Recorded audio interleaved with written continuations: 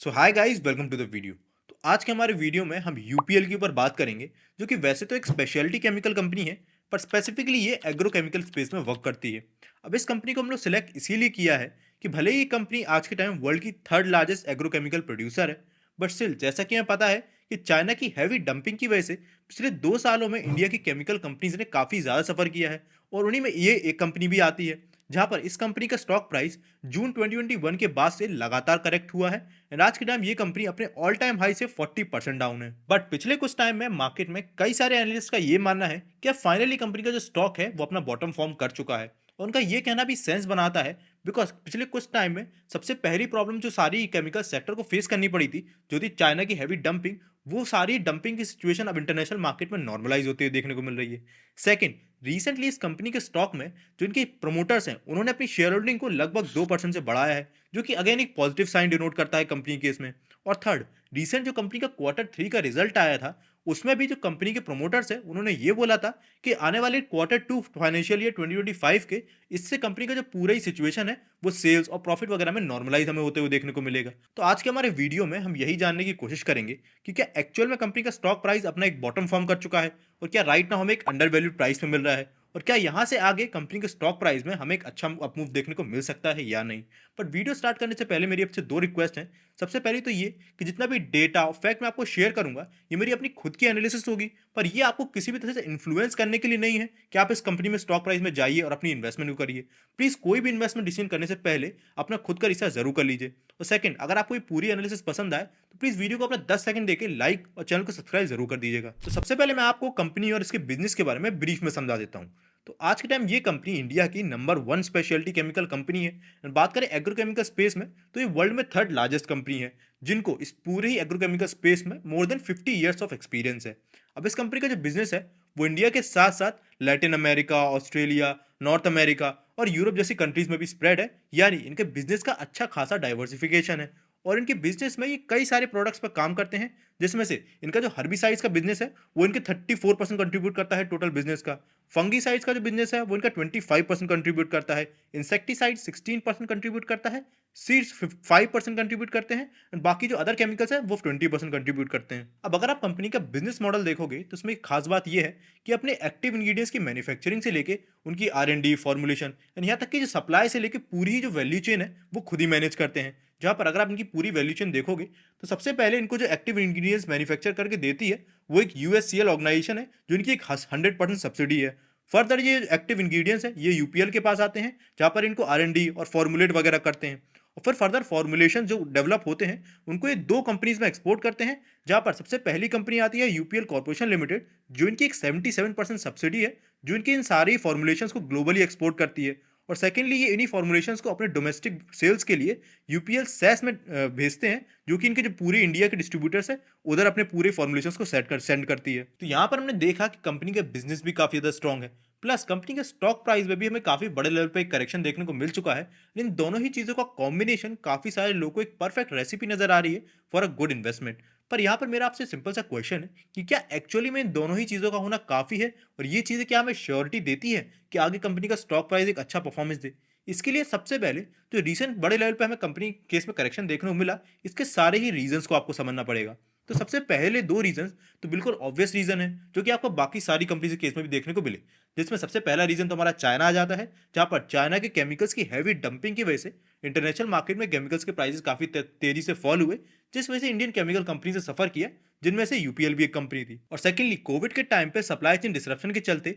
काफी सारी Indian chemical companies के जो क्लाइंट्स हैं, उन्होंने इन कंपनी से बड़े लेवल पर केमिकल्स इंपोर्ट किए और अपनी इन्वेंट्री में उन्हें स्टोर करके रख लिया। पर उसके बाद से हमें पता है कि काफी सारी बड़ी बड़ी कंट्रीज में हमें स्लो डाउन देखने को मिल रहा है, जिस वजह से इनके सारे जो क्लाइंट्स हैं वो अपनी इन्वेंट्री को अभी डीस्टॉक ही कर रहे हैं, जिस वजह से उन्हें फर्दर अपने नए जो ऑर्डर्स हैं वो कंपनी केस में प्लेस नहीं किए। अब इसके अलावा भी 2 रीजन और हैं जिस वजह से यूपीएल के केस में इतना बड़ा डाउनफॉल देखने को मिला, जिसमें सबसे पहला रीजन है कि रिसेंटली मार्च 2024 के मंथ में यूपीएल, जो कि निफ्टी 50 का पार्ट हुआ करता था, उसको निफ्टी 50 से निकाल के निफ्टी नेक्स्ट 50 में शिफ्ट कर दिया गया। और एक दूसरी कंपनी जिसका नाम है श्रीराम फाइनेंस, उसने यूपीएल को निफ्टी 50 में रिप्लेस कर दिया। अब होता यह है कि जब भी कोई कंपनी निफ्टी 50 का पार्ट होती है तो उसमें एक स्पेसिफिक नया इन्फ्लो आता है, बड़े बड़े एफआईज उसमें इन्वेस्ट करते हैं और काफ़ी सारे डोमेस्टिक म्यूचुअल फंड भी उसमें इन्वेस्ट करते हैं। पर क्योंकि अब यूपीएल इस निफ्टी फिफ्टी के पूरे इंडेक्स से बाहर निकल गया, इस वजह से इसमें काफ़ी ज़्यादा नेगेटिव सेंटीमेंट्स इमर्ज हुए। इसके अलावा थर्ड रीजन निकल के आता है इनके फाइनेंशियल्स में। तो सबसे पहले अगर आप इनके क्वार्टरली रिजल्ट्स पे देखोगे तो यू कैन सी कि जून, सितंबर और दिसंबर के क्वार्टर्स में इनके जो सेल्स हैं वो ड्रॉप हुए थे।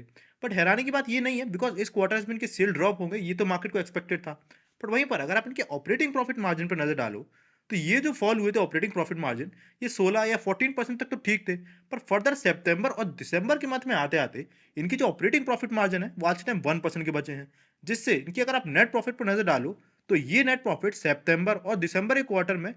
कम नहीं हुए हैं, बल्कि ओवरऑल नेगेटिव में गए हैं। अब यहाँ पर मार्केट को यही कंसर्न है कि इतनी बड़ी कंपनी जो कि इतनी बड़े लेवल पे ऑपरेट करती है, अगर मार्केट में ऐसा टर्बुलेंस आता है और उसकी जो स्टॉक प्राइस है या उसकी जो परफॉर्मेंस है वो कम प्रॉफिट की बजाय उल्टे नेगेटिव में चले जाते हैं और लॉसेस शो करती है, तो ये किसी भी कंपनी के केस में काफ़ी बड़ा नेगेटिव होता है। इसके अलावा अगर आप कंपनी के अदर पैरामीटर्स भी देखो तो कंपनी की compounded sales growth trailing 12 month में -14% के रहे हैं। Compounded profit growth as we can see minus में गए हैं, तो इसमें -114% की है। स्टॉक प्राइस सीएजीआर पिछले एक साल का 32% का है एंड इवन पिछले 5 साल का स्टॉक प्राइस सीएजीआर -4% का है। अब यहाँ पर आपके दिमाग में एक यूजुअल क्वेश्चन आ सकता है कि यार कंपनी के इसमें जो इन्वेंट्री डीस्टॉकिंग और चाइना की डंपिंग वाली प्रॉब्लम देखने को मिल रही है, ये केवल इसी पर्टिकुलर कंपनी के लिए तो है नहीं। इंडस्ट्री में काफी बड़ी बड़ी केमिकल कंपनी के केस में हमें सेम प्रॉब्लम नजर आई। एंड इसके चलते जब रिसेंटली प्रमोटर्स ने भी ये बोला कि Q2 फाइनेंशियल ईयर 25 तक प्रॉब्लम सॉल्व हो जाएगी, तो फिर इस कंपनी केस में हमें इन्वेस्ट करने में प्रॉब्लम ही क्या है। तो लेट मी टेल यू, सबसे पहले अगर मैं इनके मैनेजमेंट की कमेंट्री पे ही आऊँ तो इससे पहले भी इनके मैनेजमेंट ये कमेंट्री दे चुके थे कि फाइनेंशियल ईयर 24 के मिड तक ही सारी प्रॉब्लम सॉल्व हो जाएगी। पर वहां से फर्दर चाइना की जो डंपिंग के प्रोसेस था वो कंटिन्यू रहा एंड फर्दर कंपनी केस में जो स्लो डाउन था हमें कंटिन्यू देखने को मिला। तो इससे ये तो हमें समझ में आता है कि केवल आप मैनेजमेंट की कमेंट्री पे तो बिलीव नहीं कर सकते। अब इसके अलावा अगर आप कंपनी के ओवरऑल बिजनेस को भी देखो तो भी आपको कुछ इंटरेस्टिंग चीजें नजर आएंगी, जहां पर कंपनी के केस में जो भी हमें पूरा स्लो डाउन और नेगेटिव ग्रोथ देखने को मिली, इसके पीछे वन ऑफ द रीजन है कि कंपनी का जो बिजनेस है इनका एक significant part Brazil, north America और यूरोप वगैरह के नेशन से आता है और इस केस में कंपनी के बिजनेस में काफी ज्यादा इंपैक्ट पड़ा है। अब जब रिसेंट कॉन कॉल में काफी सारे दूसरे लोगों ने कंपनी के जो मैनेजमेंट है उनसे क्वेश्चन पूछा इनके इस रीजन के बिजनेस के अकॉर्डिंग, तो इनकी जो मैनेजमेंट है वो इस पूरे सवाल के जवाबों के लिए काफी ज्यादा कॉन्फिडेंट नजर नहीं आए। और उनसे जब ये पूछा गया कि इन पूरे ही रीजन में उनके जो बिजनेस है वो कब तक रिवाइव होगा, तो इसके लेके भी उन्होंने कोई ज्यादा स्ट्रॉन्ग जवाब नहीं दिया, विच शोज कि इन सारे ही रीजन्स में अभी भी और फर्दर जो स्लो डाउन है वो कंटिन्यू रह सकता है। और थर्डली, जहां पर कई सारे लोगों को ये लगता है कि worst is over for the company, let me tell you, recent Q3 financial year 24 के ही रिजल्ट्स में कंपनी के मैनेजमेंट ने ये खुद बोला है कि कंपनी केस में जो ट्रेलिंग 12 मंथ में इनके जो लॉसेज है वो 700 करोड़ के रहे हैं, यही लॉसेज फर्दर बढ़ के 1200 टू 1400 करोड़ के हो सकते हैं, जो कि अभी से लगभग डबल है, वो भी अगले केवल एक क्वार्टर में। इसके अलावा अगर आप कंपनी के फाइनेंशियल से वापस से आओ, सबसे पहले अगर मैं आपको कंपनी की बैलेंस शीट पे दोबारा से लेके चलूं तो यू कैन सी कि यहाँ पर भले ही कंपनी के जो रिवर्ड रिजर्व्स है वो 29,000 करोड़ से 28,000 करोड़ के हुए हैं, पर वहीं पर अगर आप कंपनी की बोरोइंग देखोगे तो बोरोइंग पिछले कुछ टाइम में काफी बड़े लेवल पे बढ़ी है। और यहाँ पर सबसे बड़ा कंसर्निंग पॉइंट ये हुआ है जहाँ पर रिसेंटली सितंबर के क्वार्टर में कंपनी के जो रिजर्व्स है उससे ज्यादा आज के टाइम कंपनी की बोरोइंग है। अब इससे एक सीधा सा इम्पैक्ट ये पड़ा है कि अगर आप कंपनी के पूरे ही कैश फ्रॉम फाइनेंशियल एक्टिविटीज वाले सेक्शन में जाके देखोगे तो यू विल सी कि कंपनी के जो इंटरेस्ट पेड वाला सेक्शन है, इस पे कंपनी को जो अपनी हैवी बोरोइंग है उसकी वजह से जो इंटरेस्ट है वो काफी ज्यादा चुकाना पड़ रहा है, जिसके चलते रिसेंटली कंपनी ने यह भी अनाउंस किया था कि वो अपनी वन ऑफ द इन्वेस्टमेंट को सेल कर रहे हैं जिससे वो अपनी इस डेट को चुका पाए। अब इस कंपनी के केस में क्लासिक डेट ट्रैप का भी एग्जाम्पल हो रहा है, जहां पर हैवी डेट के चलते कंपनी को इनके जो इंटरेस्ट का रीपेमेंट है इस पे काफी ज्यादा बर्डन पड़ रहा है। And let me tell you, इसी सब के चलते आज के टाइम कंपनी का जो डेट टू इक्विटी रेशियो है वो भी 1.21 का ऊपर हो चुका है, जो कि किसी भी अच्छी कंपनी केस में 0.2 या 0.3 से ज्यादा नहीं होना चाहिए। एंड इसके अलावा भी रिसेंटली केयर जो कि एक रेटिंग एजेंसी है, उन्होंने भी कंपनी की जो रेटिंग है उसको स्टेबल से कम करके आज के टाइम नेगेटिव कर दिया है। अब यहाँ पर एक पॉइंट ये भी आता है कि मैंने अपने खुद के पहले की वीडियोस में इस चीज को बोला है कि अगर किसी कंपनी के डाउनफॉल के पीछे का रीजन एक इंडस्ट्री वाइड प्रॉब्लम है और एक स्पेसिफिकली कंपनी पे डिपेंड नहीं करता, तो ये कंपनी केस में कोई बहुत बड़ा नेगेटिव पॉइंट नहीं होता। तो इस केस में मैं कंपनी को इनकी इसी सेगमेंट की यानी एग्रोकेमिकल की एक दूसरी कंपनी से कंपेयर करके देखता हूं, और हम ये देखते हैं कि जैसे कि इस कंपनी के केस में इनके फाइनेंशियल्स पे हमें इतना बड़ा हिट देखने को मिला है, जहां पर इनके नेट प्रॉफिट्स वगैरह नेगेटिव में कहें, कि क्या दूसरी भी एग्रोकेमिकल कंपनीज ने भी इसी तरह सफर किया है। तो ऐसे में इसको सबसे पहले इनके सबसे बड़े पीयर से कंपेयर करता हूं, जो कि है पीआई इंडस्ट्रीज, जो कि अगेन एग्रोकेमिकल के स्पेस में वर्क करती है। तो अगर आप पीआई इंडस्ट्री केस में देखोगे तो इनका जो मार्केट कैप है वो आज के टाइम लगभग इस कंपनी से दुगना है, और बात करोगे कंपनी की जो डेट टू इक्विटी रेशो की, तो वो 0.02 का है, जो कि हमने यूपीएल के केस में 1.21 का देखा था, जो कि काफ़ी मैनेजेबल डेट है यूपीआई के कंपैरिजन में। अब अगर आप देखोगे क्वार्टरली रिजल्ट्स को, तो पीआई के केस में इनका भी जो क्वार्टरली सेल्स है वो ड्रॉप हुए थे, जहां पर दिसंबर के मंथ में हमने इन्हें सेल्स में ड्रॉप देखने को मिला था। बट वहीं पर नेट प्रॉफिट के ड्रॉप होने के बावजूद इनके नेट प्रॉफिट नेगेटिव में नहीं गए, स्टिल पॉजिटिव में है, भले ही वो थोड़ा बहुत ड्रॉप हुए हैं। और इवन जहां पर यूपीएल के केस में इनके ऑपरेटिंग प्रॉफिट मार्जिन 1% तक गिर गए थे, वहीं पर लास्ट क्वार्टर में उल्टा पीआई के केस में इनके जो ऑपरेटिंग प्रॉफिट मार्जिन है वो 29% के हैं, जो कि इनके भी हाईएस्ट एवर है। बात करोगे इनके दूसरे पैरामीटर्स की, तो कंपाउंडेड सेल्स ग्रोथ कंपनी के ट्रेलिंग 12 मंथ में 18% के हैं, जो कि लॉन्ग टर्म में भले ही थोड़े कम है बट स्टिल पॉजिटिव में है, अनलाइक पीआई यूपीएल। फिर से बात करोगे इनके कंपाउंडेड प्रॉफिट ग्रोथ की, तो ट्रेलिंग 12 मंथ में 38% के हैं, जो कि हाईएस्ट एवर में है। और स्टॉक प्राइस सीएजीआर भी 27% का है।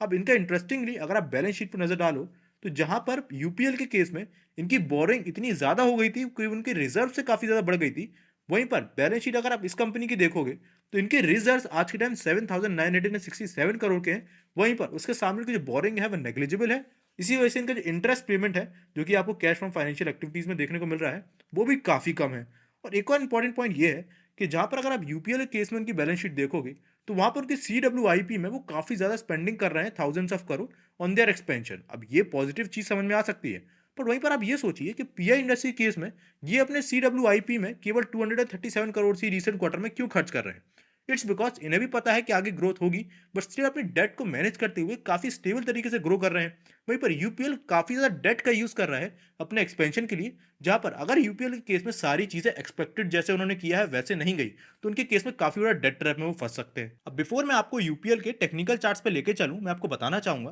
कि अगर आप एक slightly more serious kind of investor हो और इसी तरह की इन डेप्थ एनालिसिस चाहते हो market present under value stocks के बारे में, तो आप कंसीडर कर सकते हो हमारी चैनल की मेंबरशिप कम्युनिटी को ज्वाइन करना, जहां पर हम रेगुलर बेसिस पे इसी तरह के डिस्कशन करते रहते हैं। यहाँ पर अगर मैं आपको कंपनी के टेक्निकल चार्ट्स पे लेके चलूं, तो यू कैन क्लियरली सी कि पिछले कुछ टाइम से कंपनी का जो स्टॉक प्राइस है वो लगातार करेक्ट हो चुका है। पर रिसेंटली मुझे नेगेटिव सबसे ज़्यादा इसमें ये देखने को मिला कि जहाँ पर हमने ओवरऑल मार्केट में एक बुल रन देखने को मिल रहा है, फिर भी ये कंपनी के स्टॉक प्राइस में कुछ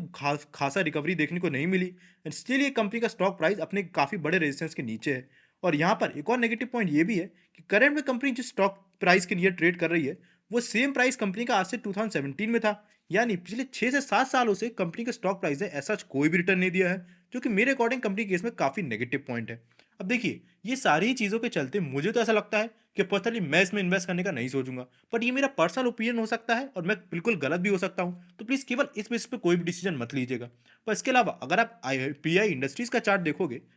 तो यू कैन क्लियरली सी कि ये सारी प्रॉब्लम जिसके चलते यूपीएल में इतना बड़ा हमें डाउनफॉल देखने को मिला, उसी केस में ये सारी चीज़ें पीआई इंडस्ट्रीज पे भी एप्लीकेबल होती हैं। बट स्टिल कंपनी का स्टॉक प्राइस अपने ऑल टाइम हाई के अराउंड ट्रेड कर रहा है। यहाँ पर एक और पॉजिटिव पॉइंट ये भी है कि जब लास्ट में हमने कंपनी के पीआई इंडस्ट्रीज को कवर किया था, वहां से लेके अब तक कंपनी का जो स्टॉक प्राइस है वो ऑलरेडी 11% का जंप दिखा चुका है, अपनी एक स्ट्रॉन्ग रेजिस्टेंस के करीब है। और इसके पीछे का रीजन ये सिंपल सा है कि पीआई इंडस्ट्रीज के केस में इनके पास कुछ ऐसे स्ट्रॉन्ग मोड्स और R&D वगैरह की फैसिलिटीज है, जिसके चलते इनके पास एक काफ़ी बड़ा एडवांटेज है अपने बाकी सारे कंपेटिटर्स के केस में। और अगर आप इन सारी एडवांटेजेस और मोड्स के बारे में जानना चाहते हो, तो उसके लिए आप स्क्रीन पे दी वीडियो को क्लिक कर सकते हो, जहाँ पर हमने पीआई इंडस्ट्रीज को एक डिटेल एनालिसिस में कवर किया है। सो वीडियो को एंड तक देखने के लिए थैंक यू। हम मिलेंगे अपने नेक्स्ट वीडियो में, तब तक के लिए बाय बाय।